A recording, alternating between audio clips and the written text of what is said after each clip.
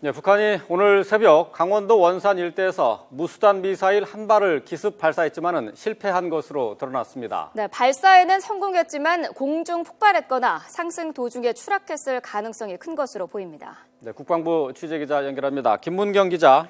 네, 국방부입니다. 자, 자세한 내용 전해주시죠. 네, 북한이 오늘 새벽 강원도 원산 일대에서 무수단 중거리 미사일 한 발을 발사했지만 실패한 것으로 추정된다고 군 당국이 밝혔습니다. 미사일을 발사한 시점은 정확히 알려지지 않았습니다. 발사 실패로 추정한 근거는 아직 확인되지 않았는데요. 미사일이 공중 폭발했거나 상승 도중에 추락했을 가능성이 거론되고 있습니다.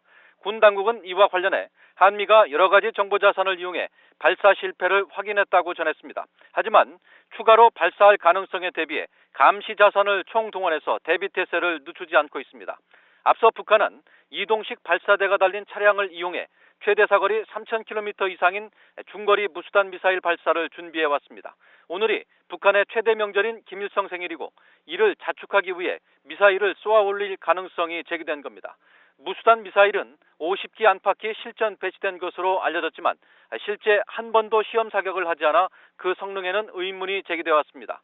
이 때문에 김일성 생일인 오늘 기습적으로 미사일을 발사하고 이를 대대적으로 알려 김정은에 대한 충성 독려와 주민 결속에 나서려 했던 것으로 보입니다. 하지만 발사에 실패하면서 북한 정권의 이 같은 계획은 큰 타격을 입게 됐습니다. 그런 만큼 추가로 발사를 시도할 가능성이 높을 것으로 예상됩니다.